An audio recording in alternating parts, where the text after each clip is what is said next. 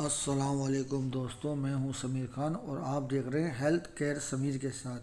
آج پھر ایک نئی ویڈیو میں آپ کے ساتھ۔ آج کی اس ویڈیو سے آپ کی ہیلتھ اور اچھی ہو جائے گی، تو چلیے شروع کرتے ہیں۔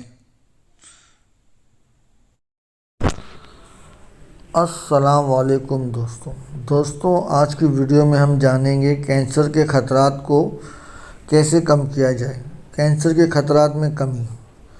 دوستوں، کھجور کو باقاعدگی کے ساتھ استعمال کرنے سے ہاضمے کے نظام میں بہتری آتی ہے اور معدے میں نقصان دہ بیکٹیریا کی مقدار کم ہوتی ہے، جس کی وجہ سے ان بیکٹیریات کے آنتوں میں داخل ہونے کے خطرات کم ہو جاتے ہیں۔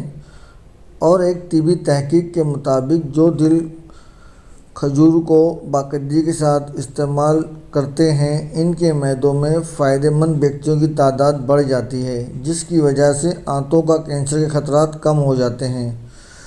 تو دوستوں، دیکھا کھجور کے ایک فائدہ یہ بھی ہے کہ ہم سے کینسر سے بھی بچ سکتے ہیں۔ تو میرا مشورہ یہی ہوگا کہ آپ کھجور کو استعمال کریں۔ انشاءاللہ ویسے بھی رمضان آ رہا ہے تو کھجور کا استعمال کریں، اور ملتے ہیں اب نیکسٹ ویڈیو میں۔ اللہ حافظ۔